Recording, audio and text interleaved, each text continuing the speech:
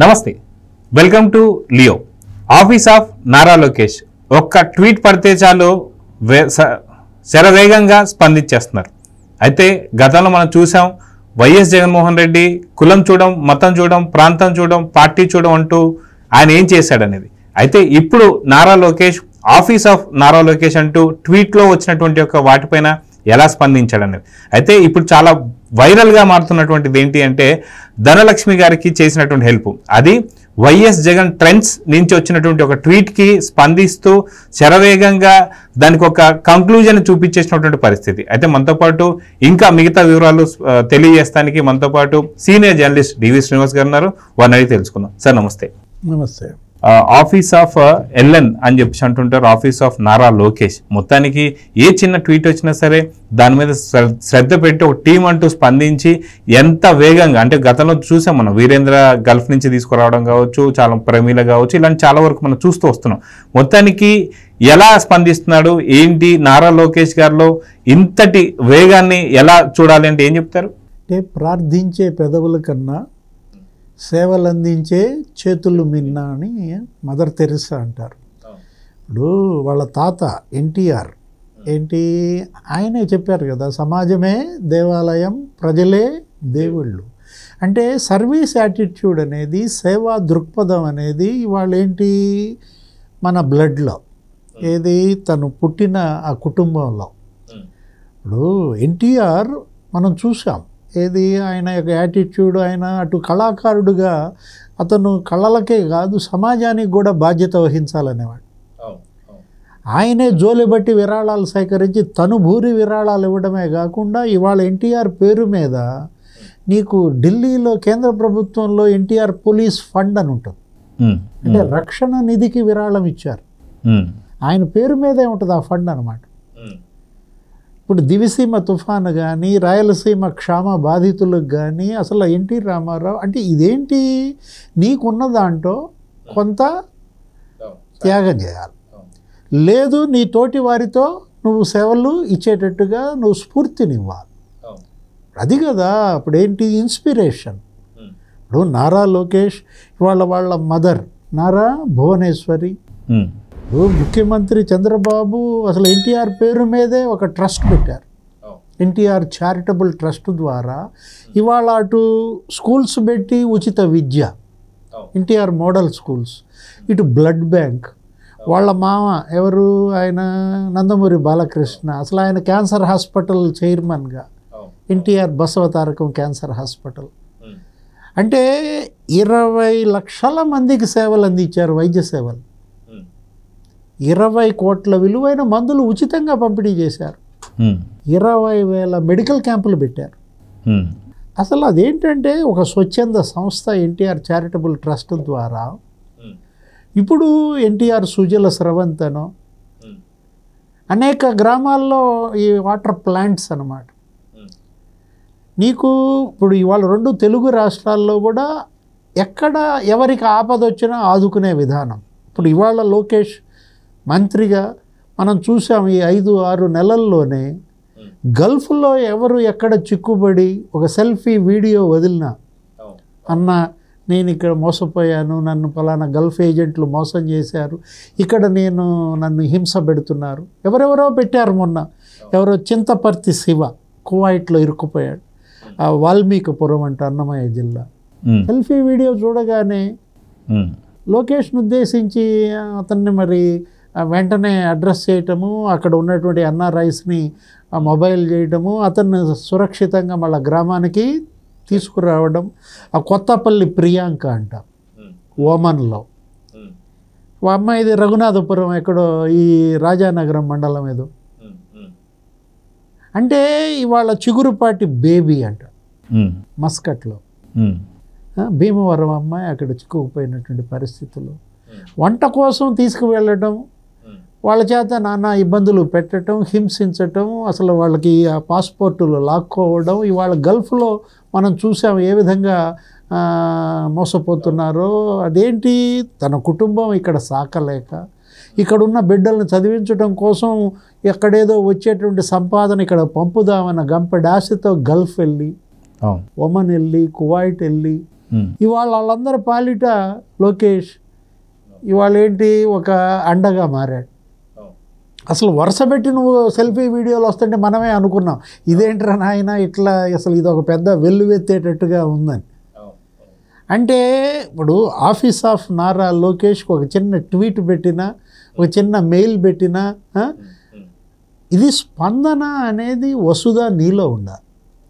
అంటే మాటలు కాదు చేతలు అన్నమాట. ఇందాక జగన్మోహన్ రెడ్డితో ఏదో నువ్వు పోల్చావు కులం చూడం మతం చూడం అన్నట్టు అవన్నీ మాటలు ఏది పెదవుల నుంచి వచ్చేది కాదు కావాల్సింది వాళ్ళ చేతలు కావాలా.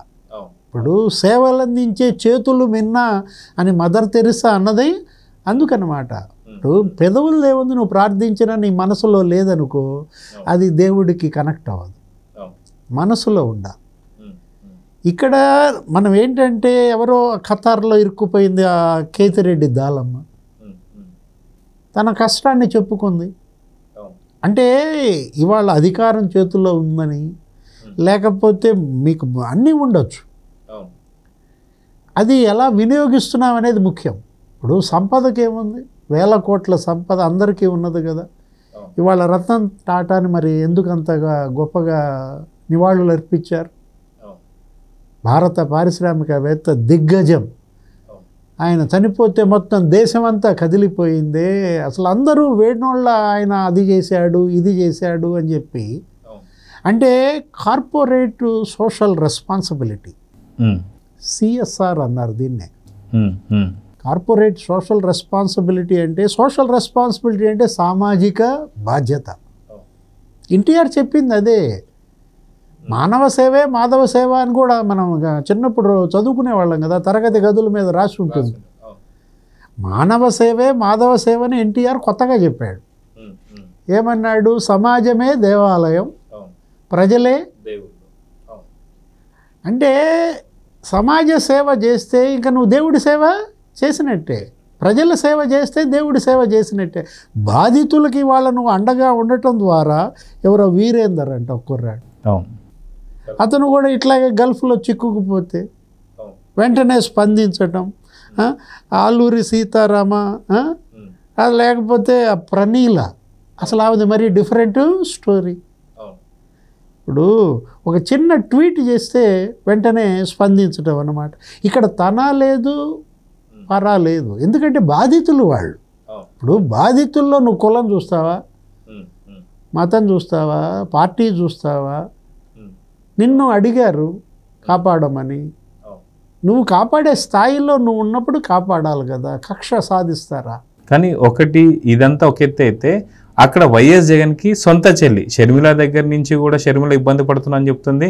ఇంకా సొంత చిన్నాయిని చంపినటువంటి కేసులో ఇప్పటికీ 5 ఏళ్లుగా తిరుగుతున్నటువంటి సునీత గురించి తనకు కూడా సేవ చేయలేకపోతున్నాడు. సో ఇక్కడ లోకేష్ గారేమో ఎక్కడో విదేశాల్లో ఉన్న వాళ్ళు కూడా తీసుకురావడం వాళ్ళకి అండగా అన్నగా నించుంటున్నాడు. ఇక్కడ అన్నయ్య ఉన్నోడు పూర్తిగా అడ్డంగా మారడాన్ని ఎలా చూడాలంటారు? అంటే ఇక్కడ ఇదేంటంటే ఇప్పుడు మానవ సంబంధాలు, ప్రజా సంబంధాలు, ఇప్పుడు సమాజ సంబంధాలను కోల్పోతే డబ్బే సర్వమా? అదేమవుతుంది? ఉన్మాదంగా మారుతుంది. ఇప్పుడు మనీ సైకోస్, ఇప్పుడు ధనోన్మాదం, లేదు పవర్ సైకోస్. అంటే ఏంటి? అధికార ఉన్మాదం. ఇట్లా ఇప్పుడు ఏం జరుగుతోంది? ఇప్పుడు తాజడ్డ కోతి వన వల్ల చెరిచింది అన్నట్టుగా జగన్మోహన్ రెడ్డి ఆయన మానసిక ప్రవృత్తి, దాని నేర ప్రవృత్తి, లేకపోతే ఈ ఉన్మాద ధోరణి ఏం చేస్తున్నాడు? తన లేదు పరా లేదు, అందరిపైన కక్ష సాధించటమే. ఇప్పుడు ప్రతిపక్షాలపైన కక్ష సాధించాడు. మాజీ ముఖ్యమంత్రి చంద్రబాబు నాయుడిని ఆ చెయ్యని నేరానికి, జరగని అవినీతికి 53 రోజులు జైల్లో పెట్టాడు. అచ్చెన్నాయుడిని 83 రోజులు జైల్లో పెట్టాడు. అసలు మరీ ఘోరం. ఏది? ఆయన బ్లీడింగ్ అవుతుంటే పైల్స్ ఆపరేషన్, 5 జిల్లాలు నీకు 1000 కిలోమీటర్లు అతన్ని ఇబ్బంది పెట్టి జైలుకు పంపి కొల్లు రవీంద్రని 53 రోజులు జైల్లో పెట్టాడు. ఆ ధూళిపాల నరేంద్ర 20 రోజులు, పట్టాభి 20 రోజులు. అంటే ఒక తెలుగుదేశమే కాదు, జనసేన కార్యకర్తల్ని 127 మందిని జైళ్లలో పెట్టారు. అసెంబ్లీ సాక్షిగా ఎవరెవరు కేసులు ఉన్నాయంటే అందరు నించున్నారు.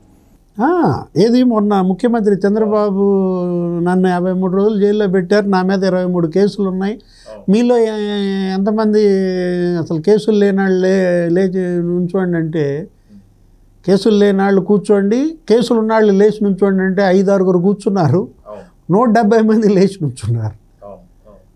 అంటే ఇది బాధితుల ప్రభుత్వం, జగన్ బాధితుల ప్రభుత్వం. ఇవాళ చంద్రబాబు బాధితుడే, పవన్ కళ్యాణ్ బాధితుడే, లోకేష్ బాధితుడే. లోకేష్ మీద 23 కేసులు ఉన్నాయి.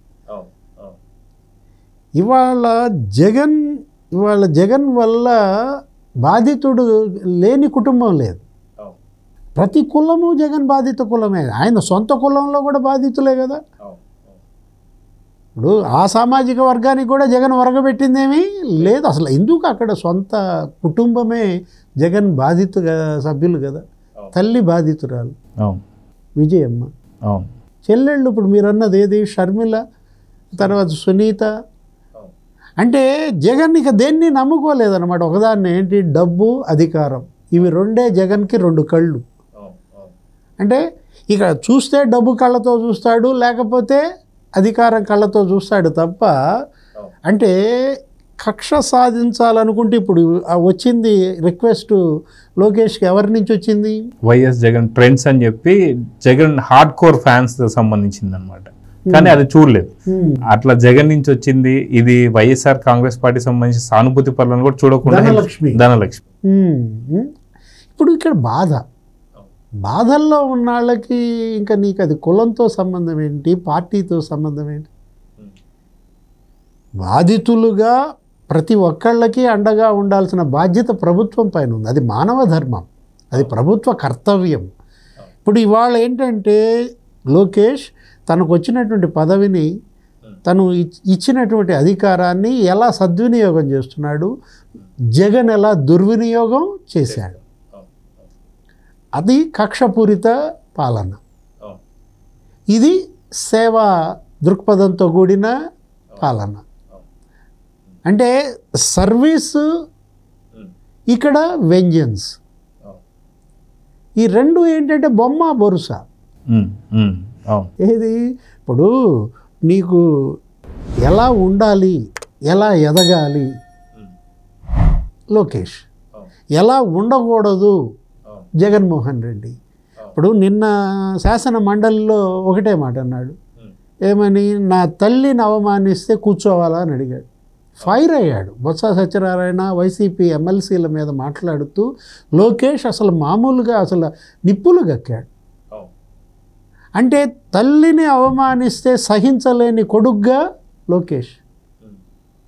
మరి జగన్ తల్లి శీలాన్ని శంకించేలాగా, తల్లి క్యారెక్టర్ అసాసినేషన్ చేసే పోస్టులు పెట్టిస్తావా అని ఎవరన్నారు? చంద్రబాబు ఫైర్ అయ్యారు. ఇప్పుడు నీ తల్లి మీద, నీ చెల్లెళ్ళ మీద నువ్వు మార్ఫింగ్ ఫోటోలతో, అసలు రాజశేఖర రెడ్డికి పుట్టలేదు షర్మిల అనే పోస్టు మనిషి అనేవాడు పెడతాడా? వాళ్ళు మనుషులా మృగాలా అని అడిగాడు నిన్న చంద్రబాబు శాసనసభలో. అంటే ఉన్మాదం ఎలా పరాకాష్ఠకి చేరిందనేది అక్కడే కనపడుతుంది. ఎవరి వర్రా రవీంద్రారెడ్డి, ఎవరి కల్లం హరికృష్ణారెడ్డి, ఎవరామె శ్రీరెడ్డి. అరే వీళ్ళ నువ్వు పెంచి పోషించిన విష వృక్షాలు. అంబటి రాంబాబు, లేకపోతే ద్వారంపూడి చంద్రశేఖర్ రెడ్డి, కొడాల నాని, బోరగడ్డ అనిల్, అబ్బాబ్బా సేవా రత్నలు, సేవా వజ్రల్ని సమాజం మీదకి అచ్చోసిన ఆంబోతులను వదిలినట్టుగా వదిలాడు. అంటే ఎలా ఉండాలో ఇవాళ లోకేష్, ఎలా ఉండకూడదో జగన్. రెండు ప్రజల కళ్ళ ముందే ఉన్నారు.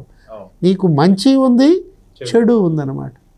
అంటే హీరో ఉన్నాడు, విలన్ ఉన్నాడు. సో చూద్దాం సార్, ఖచ్చితంగా మీరు అన్నట్టు ఇద్దరు కూడా మన కళ్ళ ముందే ఉన్నారు. ఒక పక్కన హీరో కావచ్చు, ఇంకో పక్క విలన్ కావచ్చు.